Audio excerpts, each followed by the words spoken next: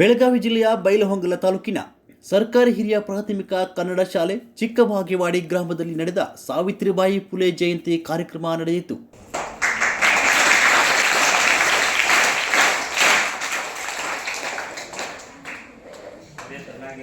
ನಮ್ಮ ಶಾಲೆಯ ಹಿರಿಯ ಗುರುಮಾತೆಯರಾದ ಶ್ರೀಮತಿ ಎಸ್.ಎಲ್. ಮೂಲಿಮನಿ ಗುರುಮಾತೆಯರನ್ನು ಸಹಿತ ಈ ಕಾರ್ಯಕ್ರಮಕ್ಕೆ ಪುಷ್ಪವನ್ನು ಮುಖಾಂತರ ಶಾಲೆಯ ಗುರುಬಳಗದಿಂದ ವಿದ್ಯಾರ್ಥಿಗಳು ಅವರಿಗೆ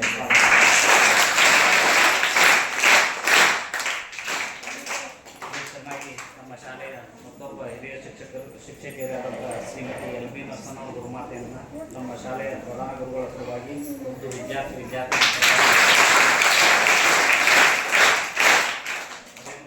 ನಮ್ಮ ಶಾಲೆಯ ಹಿರಿಯ ಗುರುಮಾತೆಯರು ಶ್ರೀಮತಿ ಎಸ್.ಎಂ. ಭಟ್ಟಿ ಗುರುಮಾತೆಯವರು ಸಹಿತ ನಮ್ಮ ಶಾಲೆಯ ಪ್ರಧಾನ ಅದೇ ಚೆನ್ನಾಗಿ ನಮ್ಮ ಶಾಲೆಯ ಎಲ್ಲಕ್ಕಿಂತ ಹಿರಿಯರು ನಮ್ಮ ರೇವಂಕರ್ ಗುರುಮಾತೆಯವರು ಸಹಿತ ಈ ಕಾರ್ಯಕ್ರಮ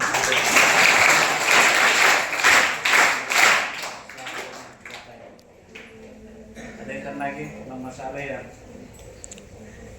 ಮತ್ತೊಬ್ಬ ಶಿಕ್ಷಕರಾದಂಥ ಶ್ರೀಮತಿ ಅಕ್ಷತಾ ಅವರು ಸಹಿತ ಈ ಕಾರ್ಯಕ್ರಮ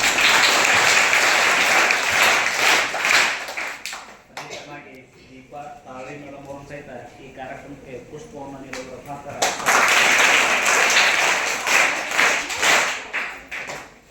ಅದೇ ಚೆನ್ನಾಗಿ ನಮ್ಮ ಶಾಲೆಯ ಶಿಕ್ಷಕಿಯರಾದಂಥ ಹೇಳಿಕೆ ನಾನು ಭಾಳ ಹೆಮ್ಮೆಯಿಂದ ಹೇಳ್ತೀನಿ. ಯಾಕಂದರೆ ಈಗ ಸುಮಾರು 3-4 ವರ್ಷಗಳಿಂದ ಈ ಜಯಂತಿಯನ್ನು ಆಚರಣೆ ಮಾಡ್ಕೋತ ಬಂದಿದ್ದೀವಿ. ವರ್ಷ ಬದಲಾವಣೆ ಆಗ್ತಾ ಬಂದಿದೆ ನಮ್ಮ ಶಾಲೆಯಲ್ಲಿ. ಹೌದಾ, ಇದಕ್ಕೆ ಕಾರಣ ಏನಪ್ಪ ಅಂದ್ರೆ ಈ ಒಂದು ಕಾರ್ಯಕ್ರಮದ ಅಧ್ಯಕ್ಷತೆಯನ್ನು ವಹಿಸಿದಂಥ ಶ್ರೀಯುತ ಕಾರಿಮನಿ ಸರ್, ಪ್ರಧಾನ ಗುರುವಾದ ಕಾರಿಮನಿ ಸರ್ ಅವರು ಈ ಒಂದು ಮಾಧ್ಯಮದವರನ್ನು ಕರೆಸಿ ಈ ಒಂದು ಕಾರ್ಯಕ್ರಮವನ್ನು ಯಶಸ್ವಿಗೊಳಿಸಿದ್ದಾರೆ. ಅದಕ್ಕೊಂದು ಉದಾಹರಣೆ ಅದ. As is the head master, show is the school. ಅವರು ಯಾವ ರೀತಿ ಶಾಲೆಯನ್ನು ನಡೆಸ್ಕೊಂಡು ಹೋಗ್ತಾರಲ್ಲ ಅದೇ ರೀತಿ ಶಾಲೆ ಮುನ್ನಡೀತಾ ಇದೆ ಅನ್ನೋದಕ್ಕೆ ಇದೊಂದು ಕಾರಣ. ಕಾರ್ಯಕ್ರಮದ ನಿರೂಪಣೆ ನಿಖಿತಾ ಬಾವಿ ನಡೆಸಿಕೊಟ್ಟರು. ಪ್ರಾರ್ಥನೆ ಮತ್ತು ಸ್ವಾಗತ ಗೀತೆ 7ನೇ ತರಗತಿಯ ವಿದ್ಯಾರ್ಥಿನಿಯರಿಂದ ನಡೆಯಿತು. ಎಂದು ಹೇಳಿದರೆ ತಪ್ಪಾಗಲಿಕ್ಕಿಲ್ಲ. ಇಂದು ನಾವು ನೀವೆಲ್ಲರೂ ಆಚರಿಸುತ್ತಿರುವ ಮಹಿಳಾ ಸಮಾಜ ಸುಧಾರಕಿಯರಲ್ಲಿ ಒಬ್ಬರಾದ ಸಾವಿತ್ರಿಬಾಯಿ ಫುಲೆಯವರ ಜಯಂತಿಯನ್ನು ಭಾರತಾದ್ಯಂತ ಹೆಣ್ಣು ಮಗುವಿನ ದಿನ ಮತ್ತು ಭಾರತ ಪ್ರಪ್ರಥಮ ಮಹಿಳಾ ಶಿಕ್ಷಕಿ ದಿನವೆಂದು ಆಚರಿಸಲಾಗುತ್ತದೆ.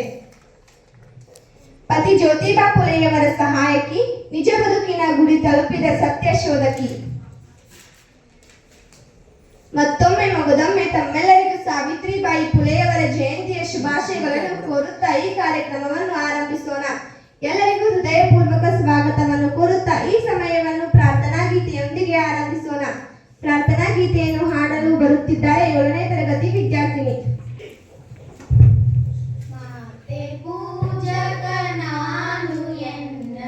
ಶಿರವನಿಡುವೆನು ಅಡಿಯಲಿ, ನಿನ್ನ ಕೀರ್ತಿಯು ಜಗದಿ ಮೆರೆಯಲಿ, ಒಂದೇ ಆಸೆಯು ಮನದಲ್ಲಿ, ಎಡರು ತೊಡರುಗಳೆಲ್ಲ ತುಳಿಯುತ್ತ ಮುಂದೆ ನುಗ್ಗುವೆ ಬರದಲ್ಲಿ, ನಿನ್ನ ನಾಮ ನಿನಾದವಾಗಲ್ ಶ್ರಮಿಪೆನಾ ಪ್ರತಿ ಕ್ಷಣದಲ್ಲಿ, ನಿನ್ನ ಗೌರವಕ್ಕೆದುರು ಬರುವ ಬಲವ ಮುರಿವೆನು ಛಲದಲ್ಲಿ, ಜಗದ ಜನನಿ ಭಾರತ ಇದ ಕೇಳಿ ನಲಿಯುವೆ ಮನದಲ್ಲಿ, ಮಾತೆ ಪೂಜಕ ನಾನು ಎನ್ನೈ ಶಿರವನಿಡುವೆನು ಅಡಿಯಲಿ, ನಗುತ್ತ ನಲಿಯುವ ನಿನ್ನ ವದನ ನೋಡಿ ನಲಿಯುವುದೆನ್ನದೆ. ಸ್ವಾಗತ ಭಾಷಣ ಮತ್ತು ಪುಷ್ಪಾರ್ಚನೆ ಶ್ರೀ ಎ.ಜೆ. ಲಗಮನವರ್ ಸರ್ ಅವರು ನಡೆಸಿಕೊಟ್ರು. ವಿದ್ಯಾರ್ಥಿನಿಯರ ಭಾಷಣ ಆದರ್ಶಿನಿ ಸೋಗಲನವರ್ 4ನೇ ತರಗತಿ ವಿದ್ಯಾರ್ಥಿನಿ ಭಾಷಣ ಮಾಡಿದ್ರು. ನಿತ್ಯ ಪಾಟೀಲ್, ಲಕ್ಷ್ಮಿ ಕಾದ್ರೋಳ್ಳಿ, ವರ್ಷ, ತುಳಸಿ, ಹರ್ಷ, ಗುಂಡ್ಲೂರು, ಶ್ರದ್ಧಾ ಬೊಕ್ಕಟಗಿ, ಕೀರ್ತಿ ಹತ್ತಿ ಸನ್ಮಾನ್ಯ ಕಾರ್ಯಕ್ರಮ. ಕುಮಾರಿ ಸಮೀಕ್ಷಾ ಪಟ್ಲಿ 7ನೇ ತರಗತಿಯ ವಿದ್ಯಾರ್ಥಿನಿ 2 ಬಾರಿ ಜಿಲ್ಲಾ ಮಟ್ಟಕ್ಕೆ ಪ್ರಬಂಧ ಸ್ಪರ್ಧೆಯಲ್ಲಿ ದ್ವಿತೀಯ ಸ್ಥಾನವನ್ನು ಪಡೆದಿದ್ದಾಳೆ. ಶ್ರೀ ಎ.ಜೆ. ಲಗಮ್ಮನವರ್ ಶಿಕ್ಷಕ ಸೊಸೈಟಿಯ ನಿರ್ದೇಶಕರಾಗಿ ಆಯ್ಕೆಯಾಗಿದ್ದಾರೆ. ಕಾರ್ಯಕ್ರಮದ ಅಧ್ಯಕ್ಷ ವಹಿಸಿದ ಪ್ರಧಾನ ಗುರುಗಳಾದ ಶ್ರೀ ಎಸ್.ಐ. ಕಾರಿಮನಿ ಸರ್, ಪ್ರಾಸ್ತಾವಿಕವಾಗಿ ಮಾತನಾಡಿದರು. ವಂದನಾರ್ಪಣೆ ಶ್ರೀಮತಿ LB ನರಸಣ್ಣವರ್ ಮೇಡಂ ನಡೆಸಿಕೊಟ್ರು. ವರದಿಗಾರರು ರುದ್ರಪ್ಪ, ಹುಬ್ಳಿ.